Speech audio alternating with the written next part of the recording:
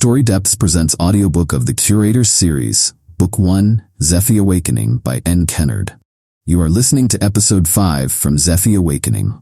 Click on the playlist to listen to previous episodes. All rights reserved. The next evening, Owen and I gathered again at Aunt Mary's place. Zephy was resting at his cottage with Rec. He was completely unaware of our continued investigation. We settled into the cozy living room, ready to delve into the second journal. Anticipation and unease were palpable as we opened the worn pages. As we began reading, the journal's contents grew more unsettling with each page. The entries started to reveal the true extent of Zephy's powers. By the time we reached the 40th page, we were both deeply troubled. We were shaken by what we had learned. Calith's words painted vivid and terrifying picture. May 3rd, 1845, I have learned more about Zephy's powers and it frightens me. His abilities are not just extraordinary. They are astronomical. He has the power to destroy anything or anyone intentionally or unintentionally in the blink of an eye. I once thought his powers were simply a force of nature.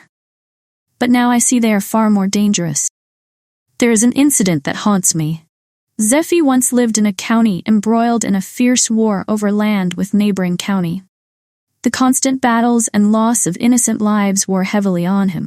One day, something inside him snapped.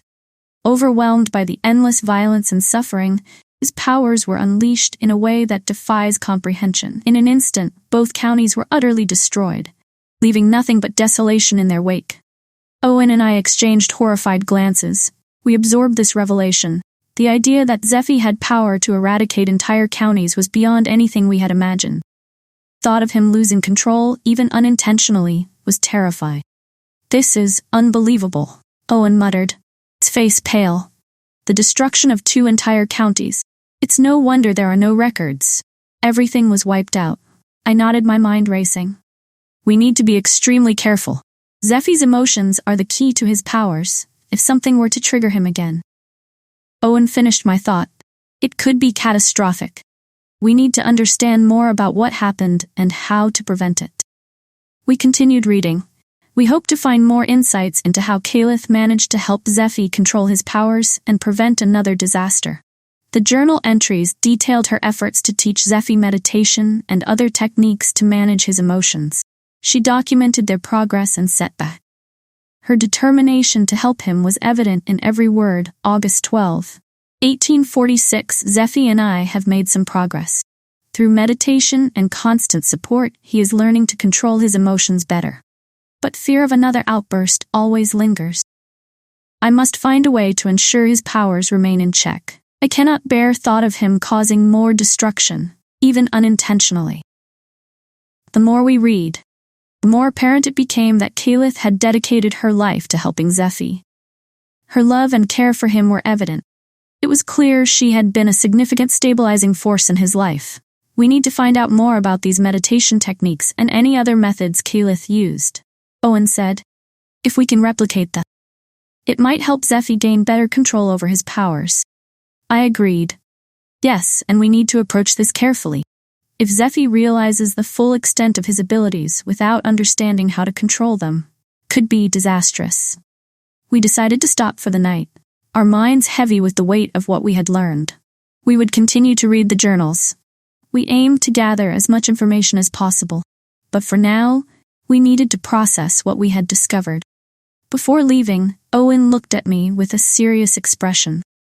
Lena, we must handle this delicately. Zephy's safety and the safety of everyone around him depend on it. I know, I replied. We'll find a way to help him. Owen, we have to. As Owen left, I couldn't help but think about the immense responsibility we now carried. Zephy's powers were beyond anything I had ever imagined. The stakes were incredibly high, but I was determined to see this through, to help Zephy understand and control his abilities, and to ensure that history did not repeat itself. The journey ahead was daunting, but I knew that with Owen's help and the knowledge contained in the journals, we had a chance. We could uncover the truth and find a way to protect Zephy and those around him. The next evening, Owen and I reconvened at Aunt Mary's place. We were eager to delve deeper into the second journal. Zephy was once again at his cottage, He was resting with Rex, giving us the perfect opportunity to continue our research undisturbed. We read further, we discovered more about Ageless' efforts to help Zephy manage his powers. While meditation offered some relief, it wasn't a complete solution. However, we found intriguing detail about Zephy's behavior. We also noted the things that seemed to keep him calm. November 5, 1846. Meditation has not fully helped Zephy. While it provides temporary relief, it does not address the underlying issue. I have observed that Zephy is always calm when he is busy with repetitive chores. When left alone to pursue activities he enjoys, he is calm. Fishing in particular seems to bring him peace. When he is alone in a cottage or by the sea, he is most serene. Kit's hammock belongs to me. I have made sure that Zephy is never disturbed. I have instructed the townsfolk to leave him in peace. Only a select few know about his true nature. This way he can live quietly, without risk of his powers being triggered. I fear what might happen if he is disturbed or if the town were to grow and develop too much. Reading this, it became clear why Zephy found solace in fixing cars. The repetitive nature of the work, quiet and isolation of the garage provided him the calm he needed. Ageless' foresight in keeping Kit's hammock undeveloped and peaceful was a strategic decision to protect Zephy and the townspeople. Owen looked at me. His expression was thoughtful. This makes a lot of sense. Zephy's contentment with fixing cars is similar to his enjoyment of fishing. It's a repetitive task that keeps him focused and calm. And it explains why Kit's hammock has remained relatively untouched by development. I added. Ageless ensured the town would stay small and peaceful to protect Zephy. Only select few know about him. They've kept his secret all these years. December 10, 1847. I have spoken to the townsfolk who are aware of Zephy's situation. They have agreed to keep town as it is. They will avoid development that might disrupt his peace. It is a delicate balance. It is necessary for his safety and ours. Zephy continues to enjoy his time fishing and working on tasks that keep him occupied. As long as he remains undisturbed, poses no threat. Owen nodded. It's remarkable how much Ageless did to ensure Zephy's well-being. She created a safe haven for him here in Kit's hammock. But we still need to be cautious, I said. If Zephy were to learn about his powers and his past all at once, it could be overwhelming and dangerous. We need to continue reading and gather as much information as possible. There might be more insights in third journal that can help us. Owen agreed. We decided to pause our reading for the night. We felt a sense of accomplishment and determination. The journals were gradually revealing the complex and delicate nature of Zephy's existence. It was clear that our approach needed to be careful and thoughtful. As we wrapped up, I looked at Owen. Thank you for helping with this. Can't imagine doing it alone. Owen smiled. We're in this together, Lena, and we'll make sure he stays safe. The truth about Zephy was unfolding. With each new piece of information, we were closer to understanding his extraordinary life. The journey was far from over. With Owen's support and the knowledge in the journals, I was confident we could help Zephy navigate his unique, powerful existence. The following evening, Owen and I gathered at Aunt Mary's place. We were ready to delve into the third and final journal. Zephy was again resting at his cottage, leaving us a chance to continue our research without interruption. We opened the third journal. We were both eager, yet apprehensive about what we might find. This journal was markedly different from the previous one. It was filled with entries from various family members of Ageless Blake. The journals had been passed down. Every entry offered a unique perspective on Zephy's life and the efforts taken to ensure his safety and tranquility. July 21, 1860. Zephy's behavior remains calm, though he seems less content with fishing since it has become commercialized. The industrial age is upon us. He has shown keen interest in mechanical works. Our family has decided to support him in this new endeavor. We believe it will keep him occupied and content. February 14, 1890. Zephy's fascination with machinery has grown. He is particularly fond of cars and engines. To help him, we have arranged for garage to be opened. He can work and focus his energies. It's remarkable how quickly he has adapted to this new technology. Owen and I exchanged glances. It was clear that the Blake family had continued to support Zephy. They helped him transition from fishing to mechanical work. As society evolved, so did he. This explained his deep connection to fixing cars. September 30, 1920. The town of Kit's Hammock remains small and undeveloped as Caliph intended. Our family continues to ensure that Zephy is left in peace. We have made sure that everyone living near him understands the importance of not forming close connections with him. This isolation seems necessary to maintain his tranquility.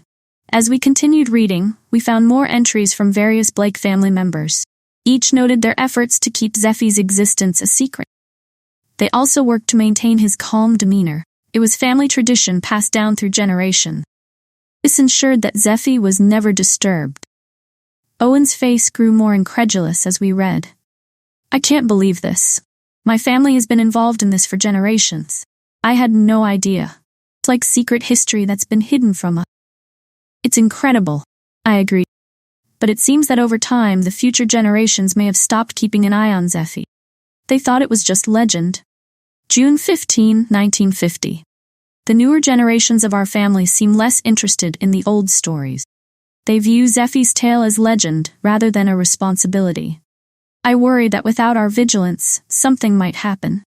Zephy's condition is not something to be taken lightly. We finished the third journal. The weight of the revelations settled heavily upon us.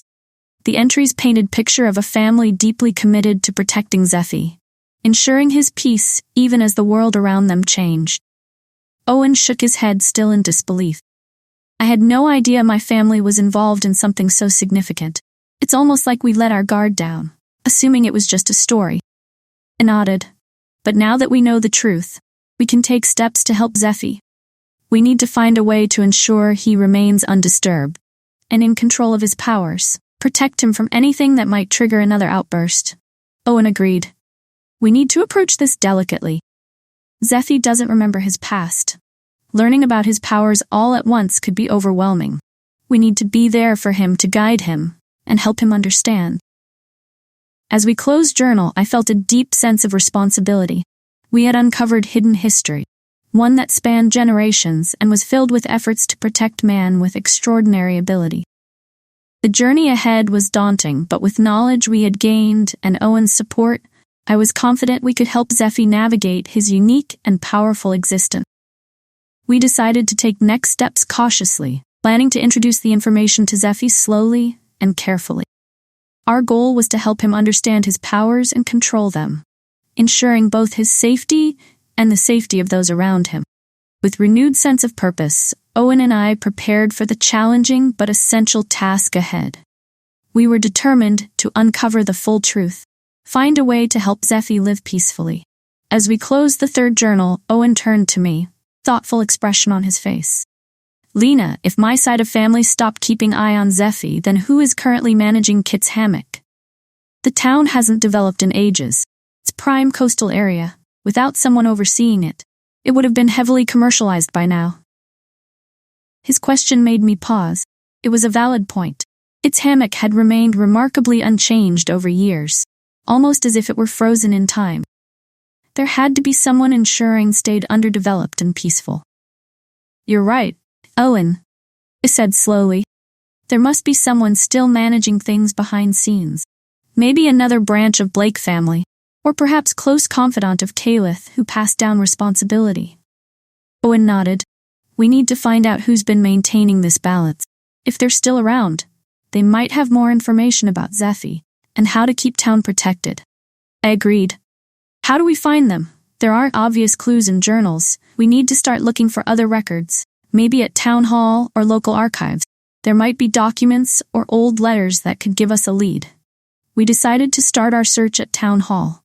Early the next morning, Owen and I headed there, hoping to find more answers. The town hall was a modest building. Its exterior showed the wear of decades. Inside it was quiet, sparsely decorated with few town officials going about their business. We approached the front desk. A friendly-looking woman greeted us. Good morning. How can I help you today?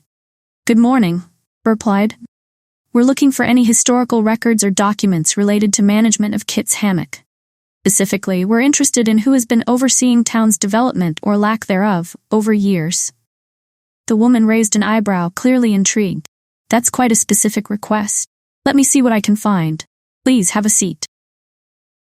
As we waited, I couldn't help but feel a mix of excitement and anxiety. This could be a breakthrough we needed, to understand who was keeping town in its current state, protecting Zephy all these years. After a short wait, the woman returned with few old ledgers and documents. These are some of the records we have on town's management. They go back several decades. Hope they're helpful. Thank you, Owen said. We really appreciate your help. We took the documents to a nearby table, then began to sift through them. The ledgers contained names of town officials, property transactions, and various administrative details. As we delved deeper, we started to notice a pattern. Certain names appeared repeatedly, suggesting they were key figures in town's management. One name in particular stood out, Evelyn Blake. She was listed as town official and seemed to be involved in many decisions regarding property and development. Evelyn Blake, Owen murmured. That name keeps coming up. She must be part of Blake's family. Maybe she's the one who's been managing things. I nodded. It's worth looking into. She might have more information about Zephy and town's history. We continued searching. Found an old address for Evelyn Blake. It wasn't far from town center. Quaint, well-kept house. Seemed to blend seamlessly with historic charm of Kit's hammock. With a new lead in hand, we decided to visit Evelyn Blake. As we approached her house, I felt a sense of anticipation. This could be the person who had been quietly protecting Zephy in town all these years. We knocked on door. After a moment, it opened to reveal an elderly woman with bright, perceptive eyes. "Can I help you?" she asked. Her voice was kind but guarded.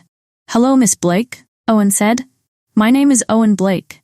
This Lena. We're researching history of Kit's hammock and Blake family's involvement in managing town. We came across your name in town records. Hope you might be able to help us." Evelyn's eyes widened slightly at the mention of Blake family. "Please come in," she said. She stepped aside to let us enter. As we settled into her cozy living room, I felt a sense of déjà vu, remembering how welcoming Aunt Mary had been when we started this journey. Evelyn sat across from us, her expression curious. "How can I assist you with your research?" she asked. "We've been trying to uncover history of a man named Zephy, who lives here in Kit's hammock," explained. "We found old journals from Caleb Blake. They mentioned him and his extraordinary abilities. We also discovered that town has been kept undeveloped to protect him. We're trying to understand who has been managing this and why." Evelyn nodded slowly. "Zephy. Yes, I know of him. My family has been involved in this for generations. My role has been to ensure that town remains peaceful and that Zephy is not disturbed. It's duty that was passed down to me. I've taken it very seriously." Owen leaned forward. "Can you tell us more about the history of this duty and how it started?" Evelyn smiled gently. "It began with Caleb Blake. She discovered Zephy's true nature. She took it upon herself to protect him. She made arrangements to keep town undeveloped. She instructed a select few to watch him. Over years, this responsibility was passed down through Blake family. Some newer generations thought of it as just a legend, but those of us who knew truth kept tradition alive." I felt a wave of gratitude and relief. "Thank you for sharing this with us, Miss Blake. It means a lot to us and to Zephy. We want to help him understand his past and his powers. We need to do it carefully." Evelyn nodded. "I appreciate your efforts. Zephy is a gentle soul, but his powers are immense. It's crucial that he remains calm and undisturbed. It is best if you stay as far away from him as possible." With Evelyn's support, we had a clearer understanding of the protective measures in place and the family legacy that had ensured Zephy's safety. We thanked her and left her house, feeling more equipped to handle challenges ahead. Evelyn's bright eyes were filled with a mix of wisdom and concern. She spoke. "It's best if Zephy is not at all disturbed." Her tone was firm. He shouldn't be making friends or forming close connections. Powers are too unpredictable, and we've learned the hard way that emotional disturbances can lead to disasters. Owen and I exchanged worried glances.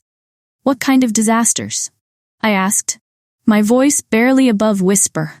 Evelyn sighed, her gaze distant as she recalled specific incident. "It was many years ago, during my watch. Zephy was working on particularly difficult car repair. No matter what he tried, he couldn't fix it. His frustration grew. His emotions started to affect his surroundings. She paused. Her expression was painful. Suddenly, the weather began to change. We're a coastal town, but it was like nothing we'd ever experienced. The temperature plummeted. A severe cold weather anomaly hit Kit's hammock. It was like the heart of winter in the middle of summer. The sea froze over. The town was blanketed in ice. People were trapped in their homes. It took days for the weather to return to normal. It was then that we realized the full extent of Zephy's powers. I felt chill run down my spine as Evelyn continued. Since that incident, we've made sure Zephy is never put in position where his emotions could spiral out of control. The whole town and even the customers who go to Zephy's garage are carefully monitored. My team manages everything. We ensure only the calmest and least stressful situations reach him. Owen nodded slowly. He absorbed the weight of Evelyn's words. So you've been orchestrating everything to keep Zephy's life as peaceful as possible. Yes, Evelyn confirmed. We've had to be very careful. If Zephy's powers are triggered again, the consequences could be catastrophic. It's delicate balance, one that's necessary to protect him and the town. I felt deep sense of responsibility. Thank you for sharing this with us, Evelyn. We understand the importance of keeping Zephy undisturbed. We'll do everything to help maintain that balance. Evelyn gave a small, grateful smile. I appreciate that. You both care deeply for Zephy. That's important. But remember, his safety and the safety of everyone around him depend on keeping his emotions in check. As we left Evelyn's house, the weight of her words hung heavily in the air. We had clearer understanding of lengths to which Blake family had gone to protect Zephy and town. Stakes were higher than ever. We knew we had to be incredibly cautious in how we approached Zephy moving forward. Back at Aunt Mary's, Owen and I sat down to discuss our next steps. We need to be very careful about how we proceed, Owen said. Zephy's powers are more dangerous than we realized. You can't risk triggering them. I agree, I replied. We need to continue our research. Find ways to help Zephy control his powers without disturbing him. Maybe we can find more in journals or other family records. Owen nodded. We should not be friends with him, or even speak to him. We don't know what emotions we might provoke. The evening grew darker, and the journey ahead was fraught with challenges. But with the knowledge we had gained and the support of Blake's family, I was confident. We could help Zephy navigate his extraordinary life while keeping him and town safe. After hearing about Evelyn's recount of severe cold weather anomaly and measures taken to protect Zephy and the town, Aunt Mary pulled me aside. Her expression was grave. Lena, I know you care about Zephy and want to help him, she began gently. But this is far more dangerous than any of us realized. For safety of everyone around him, I advise you to stop research at once and cut ties with him. We don't fully understand his powers or what might trigger another catastrophic event. I felt a pang of sadness and conflict. Aunt Mary, I understand your concern, but Zephy deserves to know about his past. Aunt Mary's eyes softened with concern. I know, dear, but sometimes best way to help someone is to keep them safe. Even if it means from themselves. Evelyn and her family have been managing this for generations. Trust they know what they're doing. Owen stepped in. He looked equally serious. Lena, your aunt is right. We don't know what happened to Zephy in past, or what specifically causes him to lose control when his emotions kick in. It's best to maintain a distance. You can always check with Evelyn about Zephy's status. She has experience and resources to manage this situation. I looked between Aunt Mary and Owen. I was torn between my desire to help Zephy and the harsh reality of the potential danger. But Zephy, he's so isolated. Doesn't he deserve to know why? Owen sighed. I understand, Lena. Risks are too great. We have to think about safety of entire town. Maybe someday when we have a better understanding and more control over situation, we can revisit this. For now, it's best to step back. The weight of their words settled heavily on my shoulders. I knew they were right. Potential consequences of triggering Zephy's powers were too severe to ignore. Okay, I said finally, a voice tinged with reluctance. I'll stop researching and keep my distance from Zephy. I'll trust Evelyn to keep an eye on him and manage his situation. Aunt Mary gave me a reassuring hug. You're doing the right thing, Lena. Sometimes hardest decisions are the ones that keep people safe. Owen nodded in agreement. You can always stay informed through Evelyn. And remember, you're not abandoning Zephy, protecting him and everyone else. As we wrapped up our conversation, I felt a sense of resignation mixed with determination. I would respect their advice and step back, trusting that Evelyn and her team would continue to protect Zephy and town. I decided to take Aunt Mary and Owen's advice to heart and lie to Zephy about our finding. It was painful, but I knew it was for the best. I went to his cottage, trying to mask my nervousness with calm demeanor. "Hey, Zephy," greeted him with a forced smile. "I wanted to update you on what we found in journals." Zephy looked at me with hopeful expression. "What did you find, Lena?" I took a deep breath. "We didn't find much, unfortunately. Just some mundane details about town, and a few mentions of your name, but nothing substantial." Zephy's eyes narrowed slightly, and I could see the gears turning in his mind. "Are you sure, Lena? I have a gut feeling that there's more. If the first journal had information about me, second and third should have more, right?" I swallowed hard, trying to maintain composure. "I promise. Zephy, there wasn't much else. We were hoping for more, too." His expression shifted, curiosity turning into suspicion, then flicker of anger. "You're hiding something, Lena. I can feel it." As soon as words left his mouth, wind outside began to pick up, whipped through trees around the cottage. I glanced out the window. I saw the ocean becoming turbulent, waves crashing more violently than usual. My heart raced. This was the first time I was witnessing Zephy's powers firsthand, a direct response to his emotional state. "Zephy, please calm down," I said. I tried to keep my voice steady. "I'm not hiding anything that would help you. You need to trust me." But Zephy's anger seemed to feed the storm. Cottage trembled slightly. The wind howled louder. "How can I trust you if you're not telling the truth? I can feel that there's something important you're not saying." Desperation welled up inside me. "Zephy, listen to me. It's dangerous for you to know everything. Please, you need to calm down before something terrible happens." His eyes flashed with confusion and frustration. "Dangerous? Why would it be dangerous?" I struggled to find the right words. "Because your powers are tied to your emotions. When you get upset, things happen. We need to protect you and the town." Zephy's expression softened slightly. Wind outside began to die down. "Powers? What are you talking about, Lena?" I realized I had said too much, but couldn't stop now. "Yes, Zephy, you have powers. Extraordinary ones. When you get emotional, they can get out of control. That's why we've been so careful. Please, you have to believe me." He looked at me, anger fading into a mix of fear and uncertainty. The storm outside slowly calmed, ocean waves returning to their natural rhythm. "I didn't know," he whispered, his voice trembling. "I didn't know I could do that." I stepped closer to him, my heart aching for pain and confusion in his eyes. "It's okay, Zephy. We're here to help you, but you need to stay calm and trust us. We're trying to protect you." Zephy nodded slowly, shoulders slumping in defeat. "I believe you, Lena, but I need to know more. I need to understand myself." I reached out, took his hand, squeezing it gently. "We'll figure it out together, but we have to be careful. Promise me you'll try to stay calm." He looked at me. Storm in his eyes was replaced by weary acceptance. "I will try." As I left Zephy's cottage, my mind raced with implications of what had just happened. For the first time, I had seen the true extent of Zephy's powers, and it was clear how fragile the balance was. Stakes were higher than ever. I knew we had to proceed with even more caution and care. Back at Aunt Mary's, I recounted what had happened to her and Owen. "He knows something is up," I said, still shaken. I tried to lie, but his powers reacted to his emotions.